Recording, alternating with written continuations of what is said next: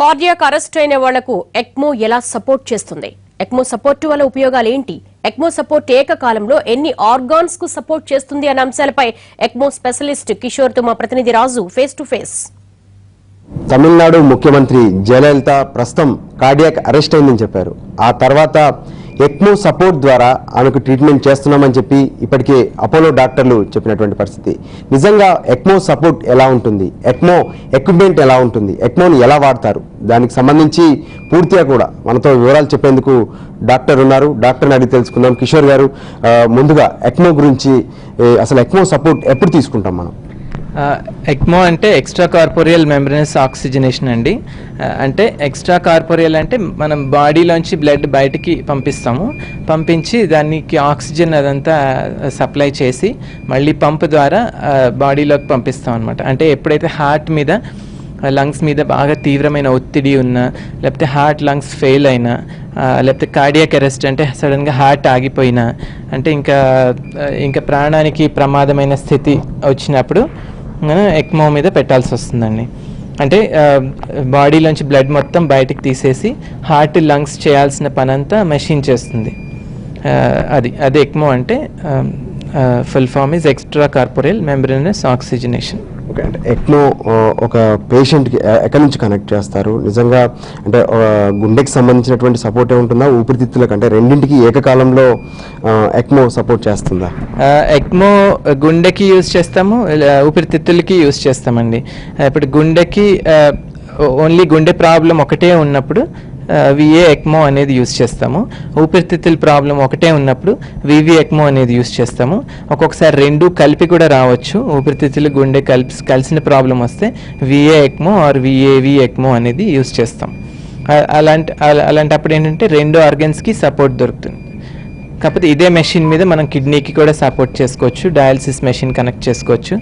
So it's 3-4 ఆర్గన్స్కి support వస్తుంది అనమాట. ఏకకాలంలో అటు ఊపిరితిత్తులు గుండెకు ఒకేసారి ఇస్తూ డయాలసిస్ సిస్టమ్ ద్వారా కిడ్నీకి సపోర్ట్ తీసుకుంటాం.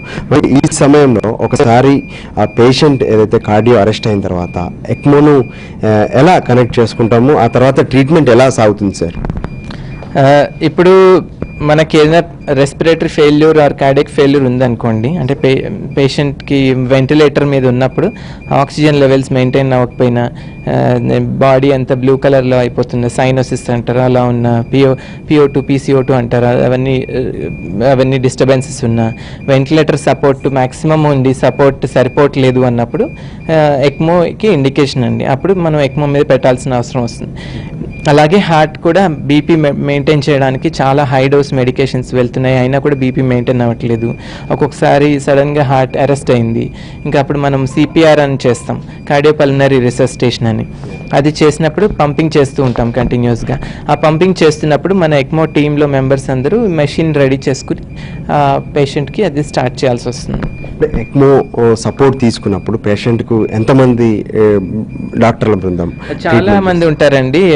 ఇప్పుడు ఎక్మో స్పెషలిస్ట్ టీం ఉండాలి, అంటే ఎక్మో గైడ్ చేసే వాళ్ళు ఒకళ్ళు ఉండాలి, అంటే సూపర్వైజ్ చేసే వాళ్ళు ఒకళ్ళు ఉండాలి. దాంతోపాటు ప్రతి ఒక్కటి అది కన్స్ట్రక్టివ్ వర్క్ చేసే వాళ్ళు ఉండాలి. అంటే ఇప్పుడు పర్ఫ్యూజనిస్ట్ అని ఉంటారు. పర్ఫ్యూజనిస్ట్ మెషిన్ మొత్తం రెడీ చేస్తారు. సిటీ కార్డియోథొరాసిక్ సర్జన్ ఉంటారు ఫర్ క్యాన్యులేషన్ అనమాట. ఎక్మో క్యాన్యులా ఇన్సర్ట్ పేషెంట్లో పెట్టడానికి కార్డియోథొరాసిక్ సర్జన్ ఉంటారు. ఇంటెన్సివిస్ట్ అని ఉంటారు, కార్డియాలజిస్ట్ అండ్ పల్మనాలజిస్ట్, అందరూ ఇట్స్ అ బిగ్ టీమ్ అనమాట. ఒక పేషెంట్కు మనం ఎక్మో సపోర్ట్ తీసుకున్న తర్వాత ఆపరేటింగ్ ఎలా ఉంటుంది? ఒకసారి సిస్టమ్ ఆపరేటింగ్ అనేది చూపించగలుగుతారు? ఇక్కడ మనం పేషెంట్లోంచి బ్లడ్ తీస్తాము. సో మళ్ళీ అంతా ప్యూరిఫై చేసి పంప్ ద్వారా మళ్ళీ పేషెంట్లోకి పంపిస్తాం. సో ఏంటంటే మనకి క్యాన్యులే అని ఉంటాయి. ఇది తొడలోని లేదంటే మెడలోని రక్తనాళాల్లోకి వేస్తాం అనమాట. ఇంతలో చాలా పెద్దగా ఉంటాయి, ఇవన్నీ మల్టిపుల్ హోల్స్ ఉంటాయి, వీటన్నిటిలోంచి బ్లడ్ వస్తుంది. ఇవన్నీ వచ్చి బయటకు వెళ్తుంది అనమాట. అది ఈ పంప్లోకి వస్తుంది, సర్క్యూట్లోకి వస్తుంది. ఇది పేషెంట్లోకి ఉంటుంది, అది బయటకు వస్తుంది, అది ఇక్కడ అటాచ్ అవుతుంది. ఇక్కడ ఇది యాక్చువల్గా ఇదైతే ఇది కట్ చేసి ఉంటుంది, ఇది పేషెంట్కి రెండు ఉంటాయి అన్నమాట, క్యాన్యులకి అటాచ్ అవుతాయి, ఇలా ఉండదు. సో ఆ పేషెంట్ బ్లడ్ అంతా ఇలా వస్తుంది, ఇలా వచ్చి ఈ ట్యూబ్లోంచి మెషిన్ సో ఈ ట్యూబ్లోంచి ఇలా వచ్చి సెంట్రిఫ్యూగల్ పంప్ అంటారు, ఇది కోన్ అంటారు, సెంట్రిఫ్యూగల్ పంప్. అందులో తిరుగుతూ ఉంటుంది, ఎలక్ట్రోమాగ్నెటిక్ రొటేషన్ ఉంటుంది అనమాట, అది తిరుగుతూ ఉంటుంది.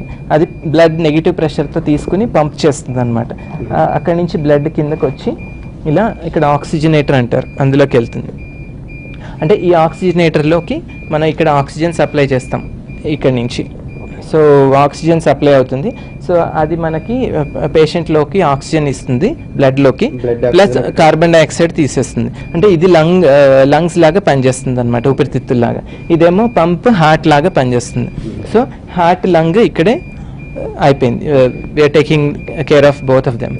ఆ తర్వాత ఇక్కడ నుంచి బ్లడ్ మళ్ళీ వెనక్కి పేషెంట్లోకి వచ్చేస్తుంది, ఇక్కడికి వస్తుంది రిటర్న్. ఇక్కడ పేషెంట్కి క్యాన్యులా ఉంటుంది అనమాట, అది ఆర్టీరియల్ క్యాన్యులా అంటారు. ఇది ఇంకో చిన్నది క్యాన్యులా, ఆర్టీరియల్ రెడ్ కలర్లో ఉంటుంది, ఆర్టీరియల్ క్యాన్యులా అంటారు. ఇందులోంచి ఇలా ఇది కనెక్ట్ అవుతుంది, ఇందులోంచి హోల్స్ ద్వారా పేషెంట్లోకి వెళ్ళిపోతుంది బ్లడ్. సో అక్కడికి వెళ్ళిన బ్లడ్ బాడీలో అన్ని ఆర్గన్స్కి సప్లై అవుతుంది, అంటే హార్ట్కి, లంగ్స్కి, బ్రెయిన్కి, ఎవ్రీవేర్ మొత్తం అన్ని ఆర్గన్స్కి సప్లై అవుతుంది అనమాట. సో మన హార్ట్ అసలు కొట్టుకోకపోయినా కూడా హార్ట్ ఫంక్షన్ ఇది చేసేస్తుంది. అంటే ఈ ఎక్మో సపోర్ట్ తీసుకున్న తర్వాత హార్ట్ కానీ ఊపిరితిత్తులు కానీ ఇంకా పూర్తి స్థాయిలో అప్పుడు పని చేయకుండా ఏం కదా? పని చేయకుండా ఏం కాదు, అంటే ఇనీషియల్ స్టేజెస్లో. కానీ అట్లీస్ట్ ఒక 1 వీక్ ఆఫ్ సపోర్ట్ తర్వాత రికవరీ స్టార్ట్ అవ్వాలి. లంగ్ రాకపోయినా లంగ్కి we can wait a little bit longer, కానీ హార్ట్ అట్లీస్ట్ 1 వీక్ to 10 డేస్లో కొంచెం యాక్టివిటీ స్టార్ట్ అవ్వాలి.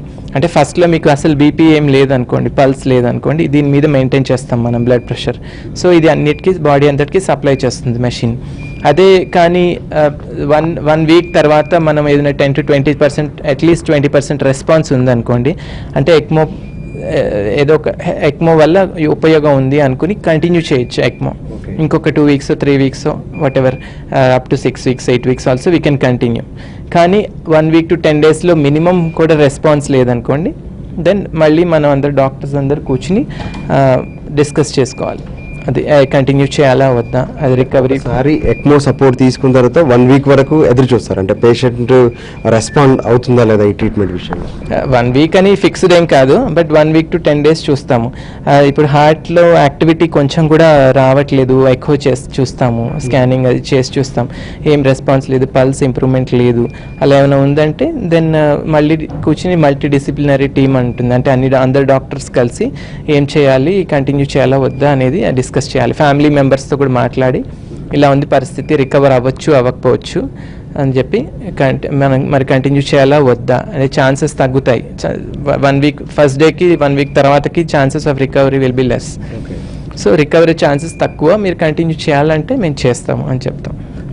ఈ విషయంలో అంటే ఎక్మో కాకుండా ఇంకేదైనా సపోర్ట్ తీసుకోవచ్చా, ఎక్మోనే ఫైనల్ అనేది ఏమైనా? ఎక్మో తర్వాత వెంట్రుకులర్ అసిస్ట్ డివైజెస్ అని ఉంటాయండి, అది ఇంకా ఇండియాలో అంత కంప్లీట్గా అడ్వాన్స్డ్గా రాలేదు. అది ఆర్టిఫిషియల్ హార్ట్స్ అనమాట, అవి లైక్ హార్ట్వేర్, హార్ట్మేట్, స్టాండమ్ హార్ట్, సింకార్డియా, ఇలాంటి చాలా ఉన్నాయి. సో అవి కాకుండా హార్ట్ ట్రాన్స్ప్లాంటేషన్ ఒకటి ఉంటుంది. సో ఎక్మో మీద ఉన్నప్పుడు మనం ఈ లోపల డోనార్ అవైలబుల్ అయ్యి మనకు అన్ని సూటబుల్గా హార్ట్ దొరికితే ట్రాన్స్ప్లాంటేషన్కి వెళ్ళొచ్చు. అంటే బ్రెయిన్ కూడా ఇంటాక్ట్గా ఉండి డ్యామేజ్ అవ్వకుండా ఉంటే. కానీ మల్టీ అదర్ ఆర్గన్ ఫంక్షన్ కూడా చూసుకోవాలి, అంటే ఏజ్ ఫ్యాక్టర్, ఆర్గన్ ఫంక్షన్ ఇవన్నీ చూసుకుని అన్ని రెస్పాన్స్ ఓకే పర్వాలేదు అనుకుంటే హార్ట్ ట్రాన్స్ప్లాంట్కి వెళ్ళొచ్చు. జనరల్గా ఇప్పటి వరకు మీరు చేసినటువంటి ట్రీట్మెంట్లో కార్డియాక్ అరెస్ట్ అయిన వాళ్ళకు ఎక్మో ఉపయోగించారా? ఆ తర్వాత రిజల్ట్స్ ఎలా కనిపించాయి సార్? కార్డియాక్ అరెస్ట్ వాళ్ళకి ఉపయోగించామండి.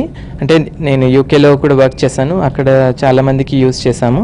కానీ అడల్ట్స్లో కార్డియాక్ అరెస్ట్లో ఈ ఎక్మో యూజ్ చేసినప్పుడు ఓన్లీ 40% రికవరీ ఉంటుందన్నమాట. ఇంకా అంత వరల్డ్ బెస్ట్ సెంటర్స్లో కూడా 40 to 50% మ్యాక్సిమం రికవరీ ఛాన్స్.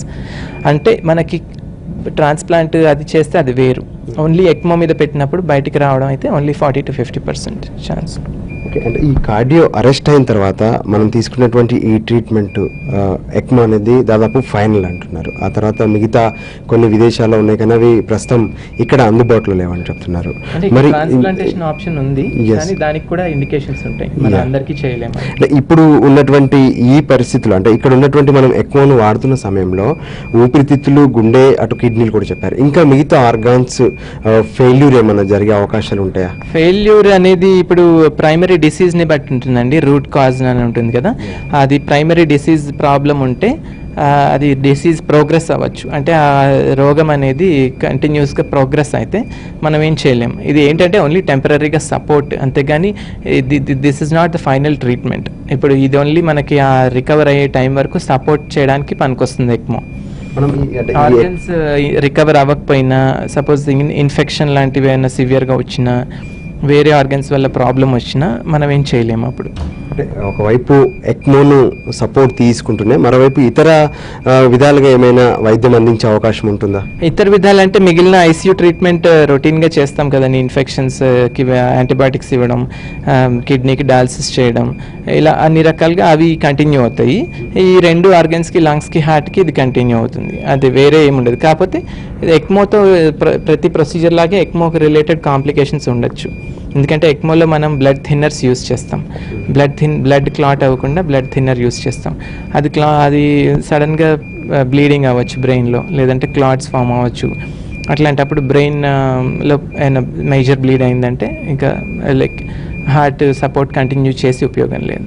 అంటే ఎక్మో వాడకం వల్ల ఏమైనా సైడ్ ఎఫెక్ట్స్ కానీ బాడీకి అటువంటి ప్రాబ్లమ్స్? సైడ్ ఎఫెక్ట్స్ అంటే ఏముండదండి, ఇదే చెప్తున్నా, ఇన్ఫెక్షన్స్ వచ్చే ఛాన్సెస్ ఉంటాయి. ఇంకోటి బ్లీడింగ్, బ్రెయిన్లో అయినా వేరే ఆర్గన్స్లో అయినా బ్లీడ్ అవ్వచ్చు, క్లాట్స్ ఫామ్ అవ్వచ్చు, దానివల్ల స్ట్రోక్ లాగా రావచ్చు. సో అవి మేజర్ థింగ్స్ అనమాట. స్ట్రోక్ అంటే బ్రెయిన్ స్ట్రోక్ పెరాలసిస్ లాగా రావచ్చు. బ్రెయిన్ స్టెమ్ అని ఒకటి ఉంటుంది, అది కూడా ఎఫెక్ట్ అవ్వచ్చు. సో